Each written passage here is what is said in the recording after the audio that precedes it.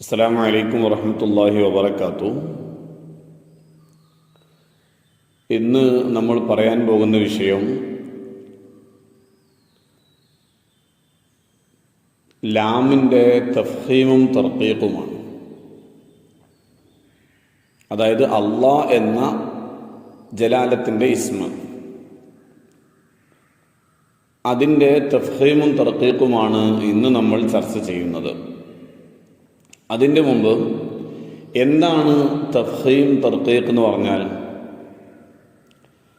തഫ്ഹീം എന്ന് പറഞ്ഞാൽ വായ നിറയെ ശബ്ദമുണ്ടാകും വിധം അക്ഷരത്തെ തടുപ്പിച്ച് ഉച്ചരിക്കുന്നതിനാണ് തഫ്ഹീം എന്ന് പറയുന്നത്. ഒന്നുകൂടെ പറയാം. വായ നിറയെ ശബ്ദമുണ്ടാകും വിധം അക്ഷരത്തെ തടുപ്പിച്ച് ഉച്ചരിക്കുന്നതിനാണ് തഫ്ഹീം എന്ന് പറയുന്നത്. ഉദാഹരണ സഹിതം പറയുമ്പോൾ മനസ്സിലാവും. എന്നാൽ തർഖീഖ് എന്ന് പറഞ്ഞാൽ എന്താ? അക്ഷരത്തെ നേർപ്പിച്ച് ഉച്ചരിക്കുന്നതിനാണ് തർഖീഖ് എന്ന് പറയുന്നത്. വായ നിറച്ച് തടിപ്പിച്ചക്ഷരമുച്ചാരണമത് തഫ്ഹീം. നേർപ്പിച്ചാണോ അക്ഷരമതിനെ പറയുന്നെങ്കിൽ തർഖീഖ്. ഇങ്ങനെ വായ നിറഞ്ഞാൽ തഫ്ഹീം. ഇങ്ങനെ നേർത്തു പറഞ്ഞാൽ തർഖീഖ്. ഈ പദ്യത്തിൽ ഉദാഹരണ സഹിതം പറയുന്നുണ്ട്. ഇങ്ങനെ വായ നിറഞ്ഞാൽ തഫ്ഹീം. ഇങ്ങനെ നേർത്തു പറഞ്ഞാൽ തർഖീഖ്. ഇതാണ് തഫ്ഹീമും തർഖീഖും. ഇനി നമ്മൾ പറയാൻ പോകുന്നത് അള്ളാഹ് എന്ന ജലാലത്തിൻ്റെ ഇസ്മിൻ്റെ തഫ്ഹീം എപ്പോഴാണ്, തർഖീഖ് എപ്പോഴാണ്? ഒരൊറ്റ മിനിറ്റിൽ പറഞ്ഞു തീർക്കാം.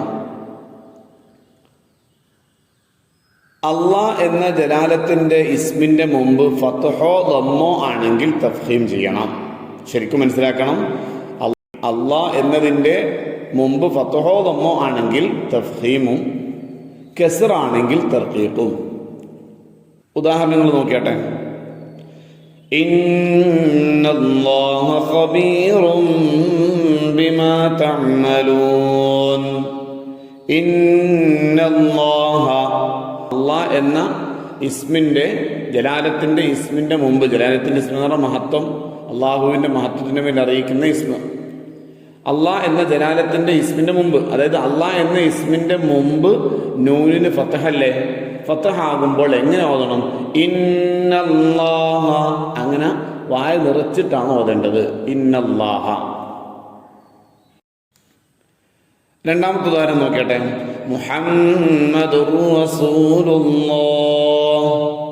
റസൂലുള്ളാഹ്, അവിടെ ദമ്മാണ് മുമ്പ് വന്നിട്ടുള്ളത്, അതുകൊണ്ട് റസൂലുള്ളാഹ് എന്ന് പറയണം. അടുത്ത ഉദാഹരണം നോക്കിയട്ടെ. ബിസ്മില്ലാഹിർ റഹ്മാനിർ റഹീം.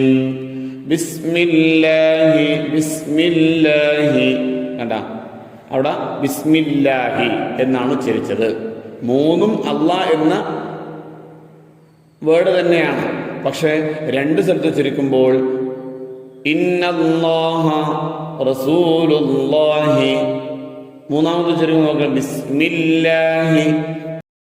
ഇങ്ങനെ തടുപ്പിച്ച് പറഞ്ഞാൽ തഫ്ഹീമും, നേർപ്പിച്ച് പറഞ്ഞാൽ തർഖീഖുമാണ്. ഈ മാറ്റത്തിനാണ് തഫ്ഹീമും തർഖീഖും എന്ന് പറയുന്നത്. ഇത് ശ്രദ്ധിച്ചു ഓതണം, അല്ലെങ്കിൽ തെറ്റായിട്ടായിരിക്കും നമ്മൾ ഓതല്.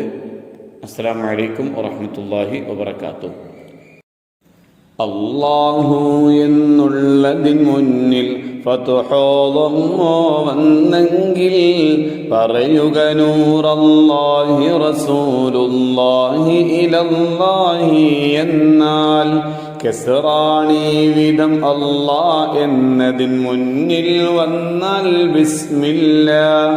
നൂരില്ലാഹി റസൂലില്ലാഹി വലില്ലാഹിൽ ഹംദു ലില്ലാഹ്.